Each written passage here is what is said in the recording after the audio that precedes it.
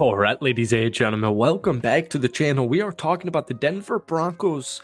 Guys, Bo Nix is going to be the week one starter for the Denver Broncos. We guarantee it. We've been talking about this for months on this channel. Bo Nix is one of the most NFL ready, polished quarterbacks that came out of this draft. And we saw it yesterday against the Indianapolis Colts in your first preseason game. 34-30. That was actually a really entertaining preseason game. I get it. Outcomes it doesn't matter, but hey, that was an actually really interesting preseason football game. One of the best of the week. Could have been the best of the week.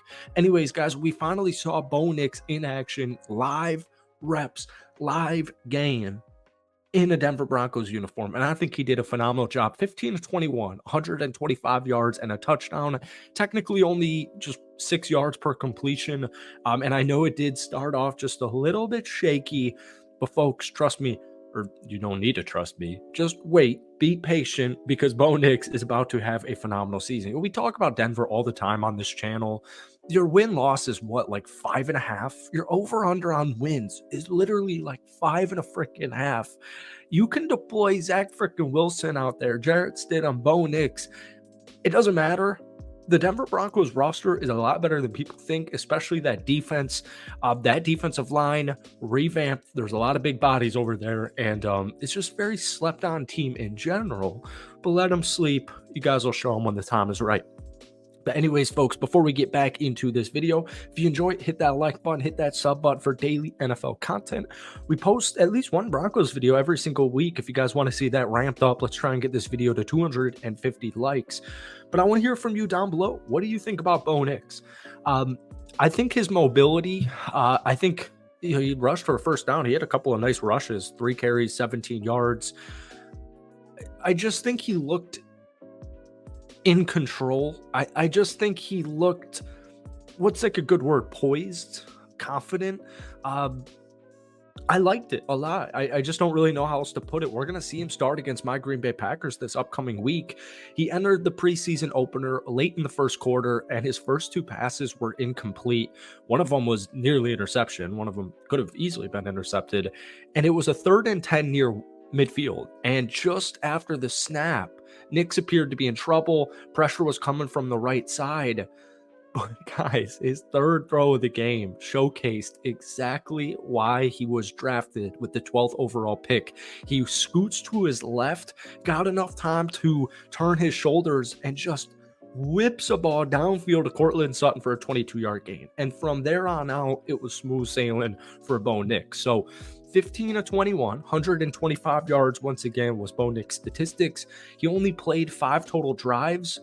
4 of those drives, guys, ended in scores. 2 touchdowns, 2 field goals. His passing touchdown was a 1-yarder to Marvin Mims Jr. This is huge. It was just a really nice play, really nice executed by everybody on the team. I'm really hopeful for Marvin Mims because the speed he has is insane. And even, he was a young draft pick last year. Even early on, we saw that deep play threat immediately.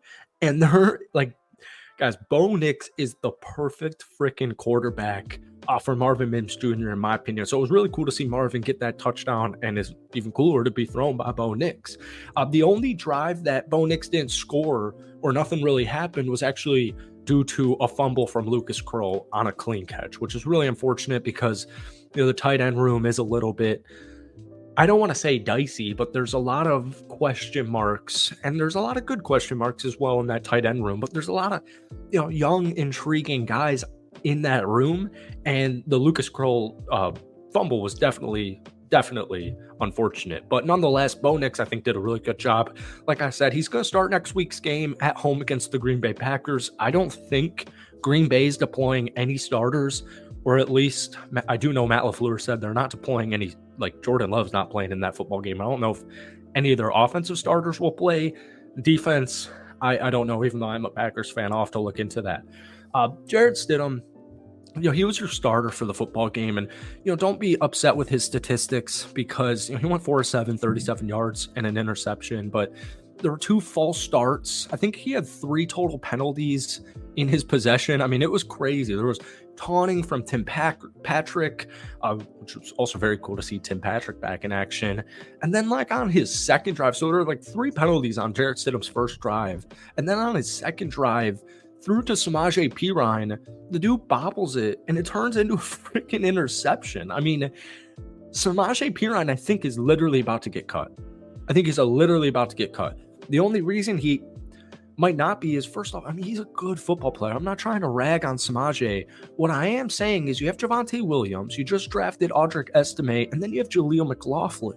And Jaleel McLaughlin, 7 carries for 4.3 yards per carry. Estime, 10 carries, 31 yards and a touchdown.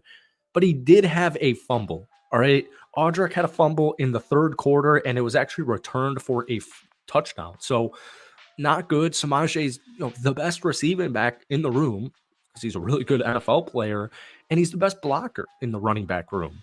But we keep hearing Jaleel's working on it. Audric, red zone threat. Javonte working himself back from that injury a couple years ago. We saw flashes of it last year. It just seems like Samaje Perine is about to get cut. I don't know. That's just my opinion. Let me know what you guys are thinking.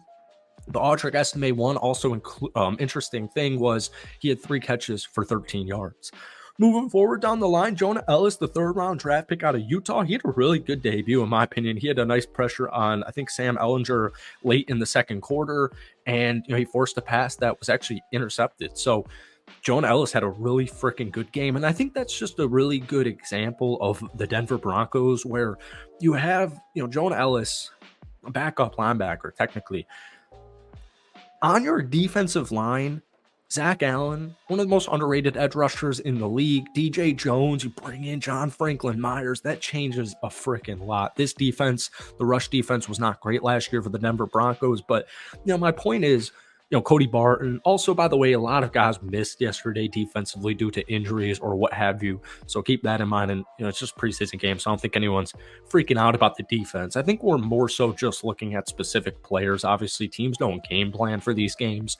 Now, with a guy like Bo Nix, you're going to call plays that you think are going to work or that are going to work. You're going to call plays in his favor, to get the most out of him and to just see what he can do. But you don't game plan on these. So defensively, maybe we'll talk about this on our next video because we got a long week until your next preseason game. So let me know if you guys want that defensive video because I talk about it in most of my Broncos videos. I just think this team is undervalued in the sense of how I cannot imagine, even if Bo Nix is a freaking rookie, and even if he struggles out of the gate, I just don't know why the Denver Broncos will lose less than 5.5 games. And I know it's just a preseason football game and Bo Nix is going up against bench players, but I don't really care. The Denver Broncos are not going to win less than 5.5 games. All right. That's just my opinion.